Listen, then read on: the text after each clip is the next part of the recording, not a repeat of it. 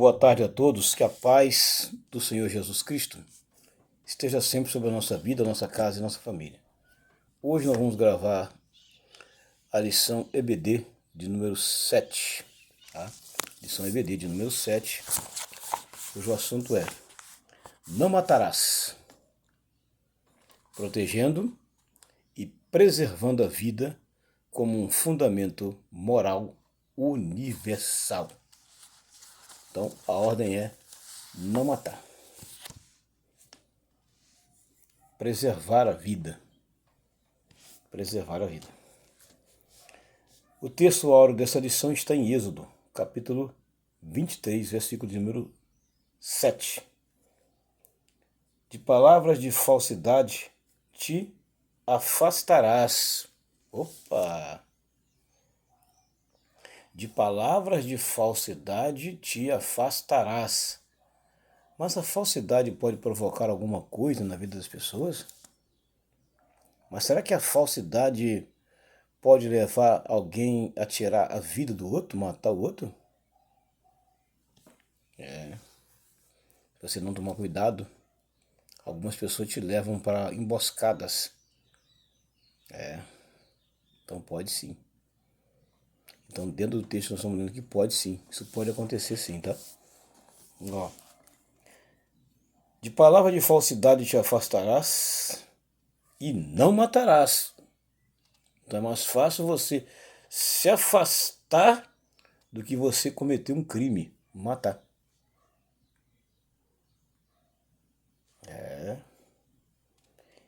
E o justo, porque não justificarei o ímpio.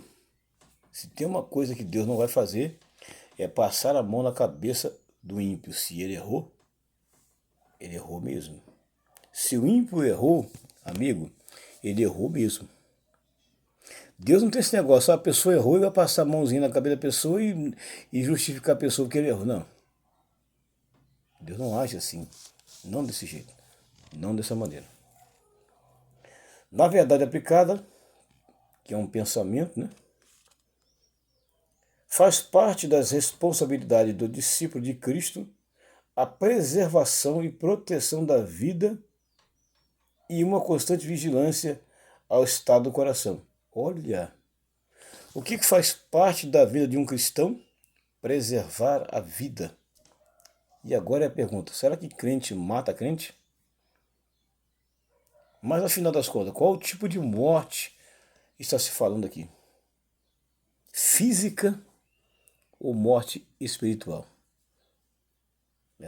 Eu já vi crente matar um outro, matar mesmo, assassinar. Como a gente vê também crente matando o outro espiritualmente. Tem que entender que tipo de morte está se falando aqui. Entendeu bem? Deus abençoe sempre. Aí a lição é dividida em 3 partes. É chamado tópicos. Tópico 1, tópico 2 e tópico 3. Então ela se divide em 3 partes. E cada uma dessas 3 partes, então, ela vai falar de um assunto correspondente a leitura aqui, ó. Tá? A leitura aqui do texto aqui. Na primeira parte da lição, vai se falar sobre o quê? Expor o aspecto espiritual e legal do 6º mandamento. O 6º mandamento vai falar sobre não matarás. Observe que a palavra é bem curta e é um não. Não matarás. Sobre forma alguma. Você acha que Deus é a favor de alguém tirar a vida do outro? Não. Você acha que Deus fica feliz quando alguém assassina o outro, tira a vida do outro? Deus fica feliz com isso? Não. A Bíblia diz que Deus não tem nem prazer na morte do ímpio, de pessoas ruins. Mas a Bíblia diz que Deus, a morte de um crente, de uma pessoa justa, para Deus é precioso. Mas uma pessoa sem Deus, a Bíblia diz que Deus não tem prazer na morte dele. Mas tem prazer que ele se salve, se converta. Esse é o prazer de Deus. Então significa que Deus tem um prazer. Ver você bem, feliz e abençoado. Então a primeira parte vai falar exatamente sobre esse aspecto do primeiro mandamento, do sexto mandamento.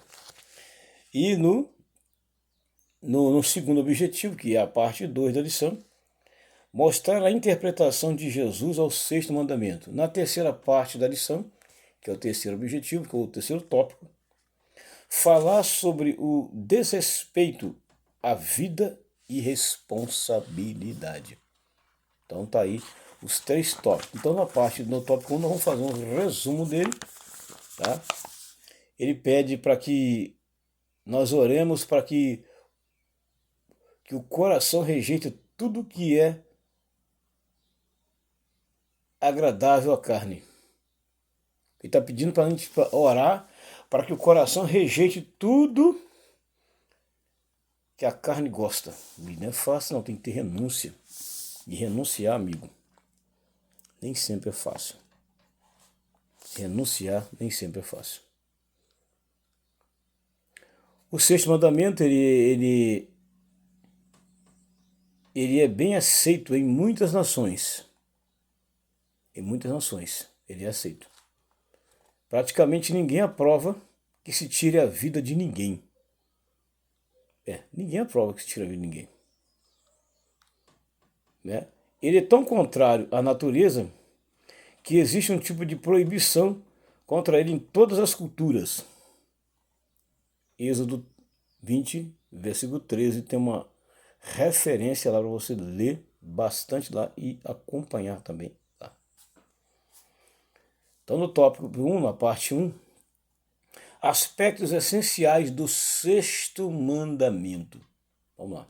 Aspectos essenciais do sexto mandamento. O que é essencial? Aquilo que não pode faltar. Então, há alguma coisa que não pode faltar dentro do sexto mandamento. Que nós temos que observar esses aspectos aqui. Observe. Esse mandamento não se refere ao homicídio involuntário, mas ao homicídio, ao fato de tirar a vida com premeditação e traição, motivado por desejos perversos, ambiciosos ou desleais. Aqui está um perigo grandíssimo. Esse tirar a vida aqui, tá? Não se refere ao homicídio involuntário, mas ao fato das pessoas agir com ambição, com traição e premeditar. Existe pessoa que para ele assassinar alguém, matar alguém, ele vai premeditar. Para fazer, vai trair, vai ser usado por desejos de vingança, de ambição e desleais. Foi o caso de Caim. Ele planejou, ambicionou, executou. Tá? Ele executou. Então está bem claro aqui no preâmbulo do tópico 1. O aspecto espiritual do mandamento. O sentido do sagrado da vida é derivado de 2 verdades. Somos feitos à imagem de Deus. Deus é o doador da vida. Isso aqui é fato. Somos feitos à imagem de Deus e Deus ele é o doador da vida. Deus falou com Moisés a seguinte coisa. Moisés, eu firo, eu mato e eu faço viver. Operando eu, quem impedirá? Deus falando com Moisés que ele tinha um poder de fazer o que ele quisesse. Porque está nas mãos dele. Está na mão dele. Na aliança com Noé, né? Com Noé, ele fala bem claro. Na aliança noética ou com Noé, a questão do assassinato e suas implicações são abordadas pela primeira vez, e essa importante verdade, feito à imagem, é mencionada em Gênesis 9, 6. A outra verdade tem a ver com o fato de que Deus é o doador da vida, e é Ele que tem o direito de determinar a vida de cada criatura.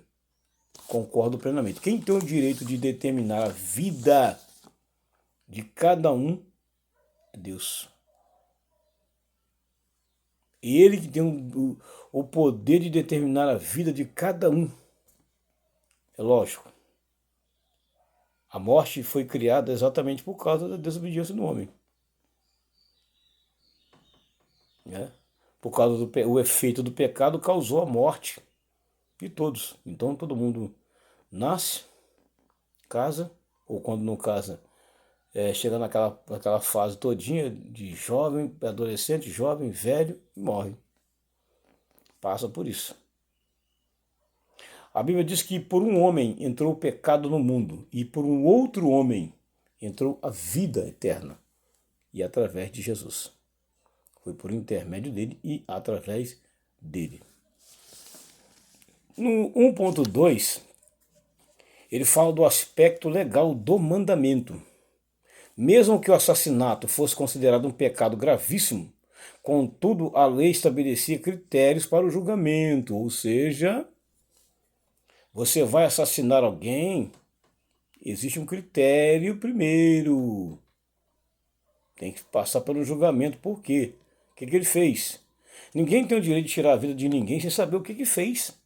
Não, a pessoa tem o direito a um julgamento. Peraí, tem que ouvir a pessoa para saber o que ela fez de tão grave. E às vezes não fez nada de grave e estão matando a tua pessoa. Peraí, não, aqui é bem claro. Mesmo que o assassinato fosse considerado um pecado gravíssimo, contudo a lei estabelecia critérios para o julgamento, a fim de evitar precipitações, injustiças e engano. Quantas pessoas foram assassinadas injustamente, foram mortas injustamente, por engano. Ah, o fulano morreu por engano. Não era para ele morrer, era outra pessoa, mas foi por engano. Ué, mas... Então, aqui, ó. A lição falando bem claro aqui. Também outro critério, deve ser observado aqui, precipitações. Às vezes a pessoa quer tirar a vida de alguém, mas se precipitou. Então, tem como você mudar esse ato seu de uma vez agora. Não deixar para depois. Não, poxa, me precipitei, não era para ter feito isso. Tem que pensar com a cabeça, mesmo, né? É o tópico 1.2. Evitar injustiças e abusos na execução de sentença ou na busca de vingança. Era a maneira da sociedade reerida de fazer as coisas certas. Agora, como lidar com a situação de mentiras ou falso testemunho? O nono mandamento fala expressamente contra a mentira. Tá vendo? Tá vendo aí? No tópico 1.3, que é um resumo, vai falar de outro aspecto, o aspecto intencional do mandamento. O que fazer com os casos de homicídio involuntário? Ih, rapaz. E aí? O que fazer em casos de homicídios involuntários?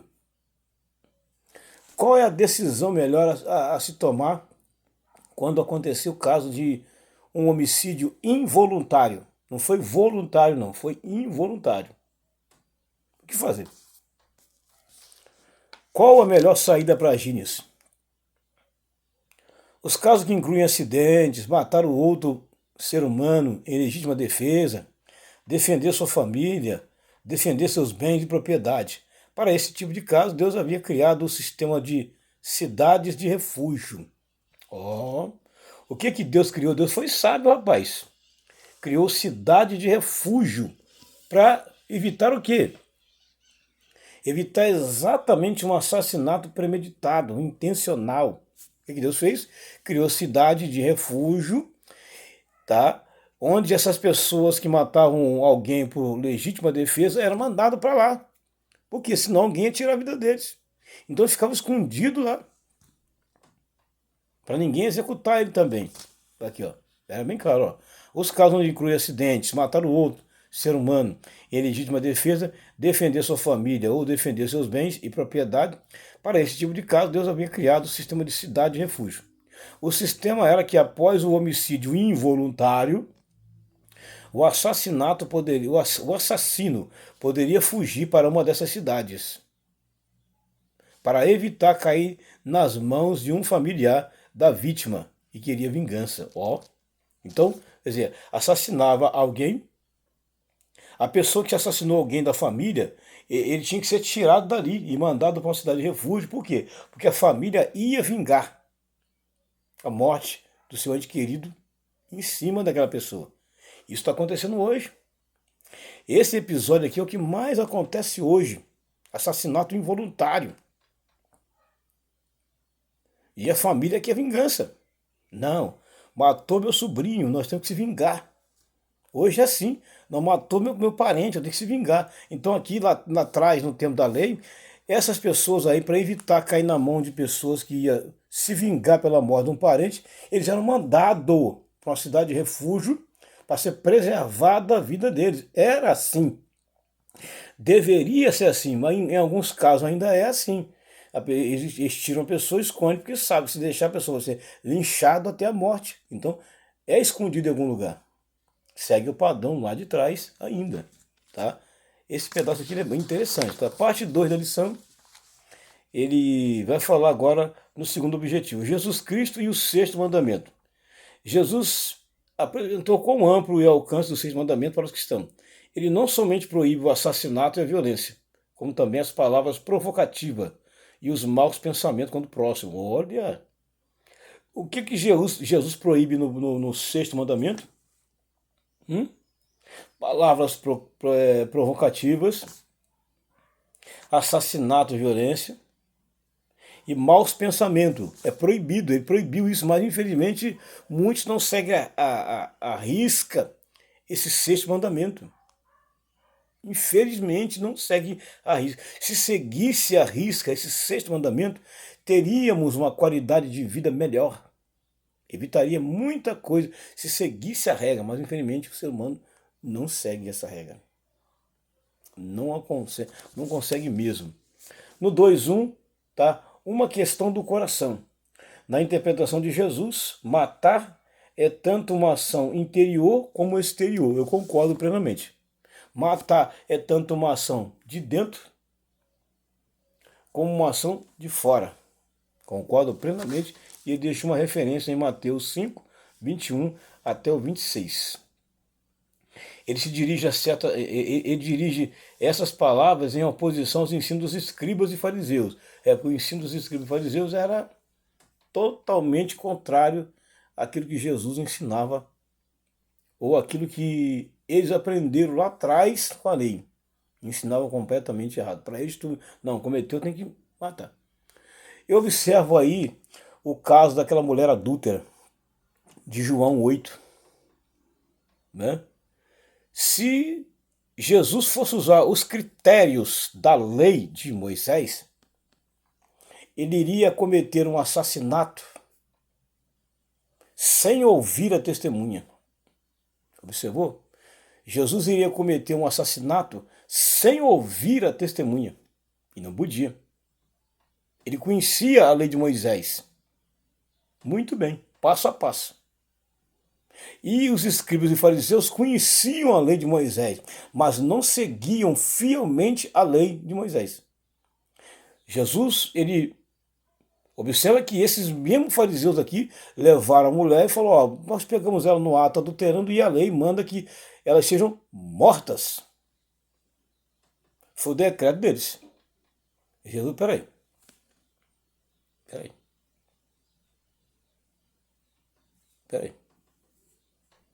Quem de vocês aí, não tem nenhum pecado? Que faz o seguinte, atire a primeira pedra contra ela. Quem de vocês não tem pecado?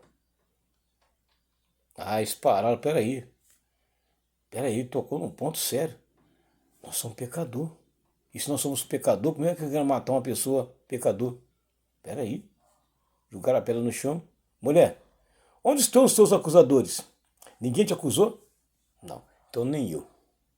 Então Jesus, ele não usou os critérios que aqueles religiosos queriam, que era matar aquela mulher pedrada. Pelo contrário, ele ouviu a mulher.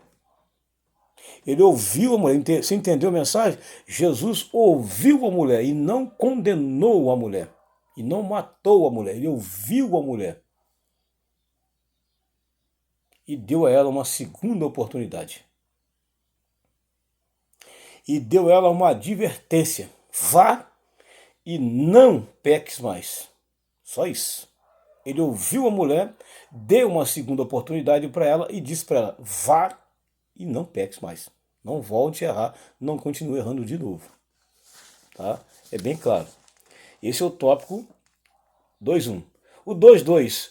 Uma ação motivada pela ira. No Sermão da Montanha, o Senhor faz uma interpretação magistral do texto do sexto mandamento e mostra como um coração não regenerado, dominado pela ira pecaminosa, é basicamente um coração com motivação homicida. Jesus viu que a intenção daqueles religiosos ali no Sermão da Montanha era completamente contrário ao ensinamento que eles diz que aprendeu na lei de Moisés. Infelizmente. Eles dizem que aprendeu, mas estava fazendo completamente o contrário, né? Ou o antônimo, fazendo o contrário, completamente ao que a lei dizia. Ainda bem que Jesus ensinou, e Jesus ensinou e chamou eles de hipócritas. Jesus falou duramente: vocês são muito hipócritas demais. E não é assim que se lida com uma pessoa. Ele ensinou bem claro ali, ó. Né? Os fariseus ensinavam que o assassinato constituía tirar a vida de alguém. Ó, os fariseus ensinavam que assassinar era tirar a vida de alguém. Mas Jesus disse que o sexto mandamento se estendia não apenas no ato em si, mas no ato por trás dele. Na interpretação dada por Jesus, o criminoso, aos olhos de Deus, era somente aquele que praticava o assassinato. Não era somente aquele que praticava o assassinato, mas principalmente aquele que abrigava em seu interior a ira com seu irmão. O mesmo sucedia ao que pensava em adulterar, e esse era tão culpado quando cometia o adultério. Ó, quem cometia o pecado adultério era culpado, quem cometeu o adultério com a pessoa também era culpado. É por isso que ele ouviu bem claro a mulher lá, pecadora. Tá. Acusaram a mulher, mas cadê o parceiro? Como é que Jesus ia julgar alguém que cometeu um pecado, mas quem cometeu o pecado, cadê? O cara não apareceu. O cara que cometeu o ato de adultério com aquela mulher não apareceu, cadê ele? Ele não entrou no cenário, ele não mostrou a cara. Ele não falou: não, eu estava junto. Então, se fosse correto, tinha que ser os dois punidos. Jesus não fez nada com a mulher, porque faltou o companheiro, o parceiro, o cara que praticou o pecado. Ela não praticou o pecado sozinho, alguém praticou o pecado com ela. Então, a lei servia para os dois. Cadê o outro? É muito interessante essa lição. Parte 2, 3. Tratando do coração.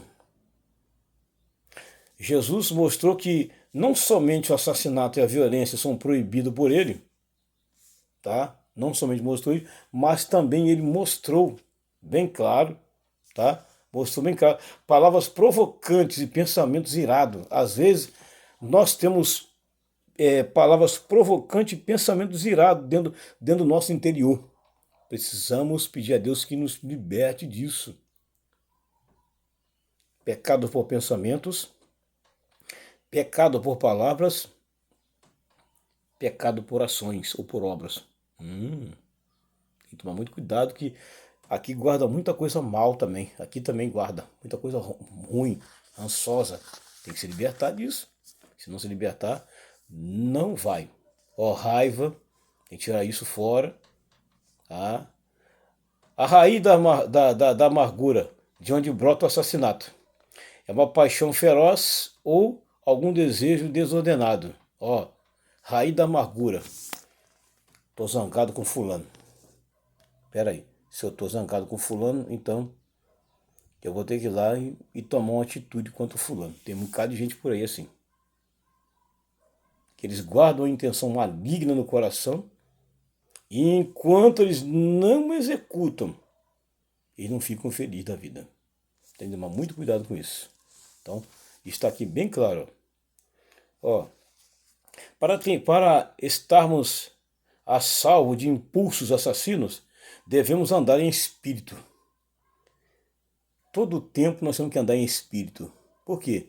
Tem alguns desejos malignos no nosso coração, mal intencionados no nosso coração, que se a gente não pedir ao Espírito de Deus para estar com a gente acaba cometendo cada atrocidade por aí. Infelizmente aqui, bem clara a lição. Temos que andar em espírito e viver em espírito para não cumprir as obras da carne, porque é terrível as obras da carne. O tópico 3, que é a última parte da lição, ele diz o seguinte: o respeito ao dom da vida. O sexto mandamento tem implicações importantes para a sociedade contemporânea. Há um grande desrespeito insensível à vida, e a morte está em toda parte. Como bons servos, temos o dever de preservá-la. Preservar o quê? A vida. Não é por qualquer coisa que, vou matar. Hoje está assim, pisou no pé de alguém, fez cara feia, o cara quer matar. Ficou devendo dinheiro, não pagou, o cara quer matar. E assim vai. As pessoas pensam que tudo é eliminado com morte. Existe coisa que não é assim. Tá? Essa lição está trazendo uma grande orientação, um grande ensinamento que as coisas não funcionam assim. Não é desse jeito que as coisas funcionam. Não é desse jeito que funcionam as coisas. Tá? Pois é um dom de Deus. O que é um dom de Deus? A vida. Quem deu a vida? Deus. Quem pode tirar a vida? Deus. Ele que deu. Então ele pode tirar a hora que ele quiser. Porque ele que deu. Está na mão dele o controle. Quem quiser puxar a cordinha e falar de volta, chegou seu tempo, filho. Vamos embora. Está na mão dele. Só que as pessoas estão fazendo isso com a mão própria, com o punho próprio mesmo. Do nada, coisa banal, boba. Um matando o outro. Um assassinando o outro. Coisa boba, banal, que poderia conversar. Mas as pessoas não querem conversar. Eles acham que é um troféu para eles matar. E a Bíblia está ensinando bem claro para nós aqui. O 3.1, o cuidado em preservar a vida. O sexto mandamento trata especificamente do cuidado em preservar a vida e não tirar a vida. É preservar a vida e não tirar a vida. Bem claro. Não matarás. Define aqui bem claro, tá, o cuidado que devemos ter com as nossas vidas, quanto com o de nosso semelhante. Então tem que ter cuidado com a minha vida e daquele que está perto de mim, meu semelhante, meu amigo, meu próximo, meu parente. A vida é sagrada. Num sentido panteísta, não no sentido panteísta, mas no sentido que surgiu pela vontade de Deus. Nossa tarefa sempre será cuidar dela, nunca a extinguir. A vida deve ser considerada sagrada por se tratar de uma dádiva divina, a qual somente Deus tem o direito de tirá-la. O 3.2, ele fala bem claro. Um código a ser respeitado. O que? A vida. Desde os primórdios, mesmo antes da lei ser escrita no Sinai, esse código moral já fazia parte da vida humana. Caim sabia que após ter matado Abel, alguém viria ao seu encontro para o acerto de contas. Isso aí é fatal. Caim achou que ninguém viria ao encontro dele para o acerto de contas? Sempre vem. Quando você tira a vida de alguém, alguém vem ao encontro para o acerto de contas. Na vida secular nossa também isso acontece. Então, o que é melhor fazer? Procurar viver em paz, em harmonia, sem ódio, sem rancor, sem vingança, ser amigos, companheiros, para evitar esse tipo de situação aqui. Procurar sempre viver em paz com as pessoas. Mas estão vivendo dias que as pessoas não querem esse estado de paz, eles querem guerra e confusão. E nós temos que orar e pedir a Deus a graça. Então Caim, ele sabia, ele matou o irmão, mas ele sabia que alguém viria à caça dele um dia. Ele sabia disso, que alguém viria à caça. Para quê? Para trair o irmão morto, para vingar, ou melhor, para vingar o irmão morto. Normalmente as pessoas são assim, você mata alguém, foge e vai embora. Alguém fica à caça para poder se vingar. Hoje, nos nossos dias, está assim. Então a Bíblia já relata que isso aconteceu lá atrás, e também é hoje a mesma coisa. É a Bíblia ensinando. Não tem jeito. Não matarás já era um mandamento antigo. A respeito da vida era conhecido na antiguidade pelos mesopotâmios, egípcios, gregos e entre outros códigos. O código Hammurabi, 1700 a.C., o rei da Babilônia, é um exemplo clássico, contudo, não se revestia de autoridade divina, mas agora é introduzida uma forma nova. É a primeira distinção entre os códigos antigos e a revelação do Sinai. A outra é que Deus pôs sua lei no nosso coração e na consciência dos demais. 3.3 e último, a violação do mandamento. O que é violar? Para mim é não cumprir. É uma violação. Quando eu não cumpro a regra, é uma violação. Eu estou violando uma regra que foi estabelecida para mim não fazer. Aí eu estou violando, tá? Não respeitando a regra que foi cumprida. Então aí eu estou pecando. Não faço isso aí. O nível de respeito e descaso com a vida humana é alarmante. Desrespeito e descaso com a vida humana é alarmante. Ou seja, as pessoas não estão nem aí. Ah, vai ser um defunto a menos, vai ser uma pessoa a menos. Então não é assim que se pensa. Tem que pensar na vida. Preservar a vida, infelizmente. Mas sobretudo num tempo em que não há temor de Deus. Quando falamos das diferentes formas de desobediência aberta e deliberada aos 6 mandamentos, certamente as mais escandalosas nos vêm à mente, como problemas, crises passionais, crimes passionais, né? Problemas, crimes passionais, processo por herança, processo entre famílias, ó, tudo isso aqui, ó, gera, a Bíblia diz que um abismo, quem diz isso? A Bíblia, que um abismo, ele vai chamar outro abismo. Então, se você puder evitar a violência, filho, viver em paz, eu acho que é bem melhor viver em paz do que viver em pé de guerra e ódio. Amém? Essa foi a edição de número 7 EBD. Eu sou o presbítero Edivaldo Vieira, do canal Foco na Mensagem. Não se esqueça, se inscreva no canal, compartilhe e deixe o seu big like. Seja bem-vindo sempre, em nome de Jesus.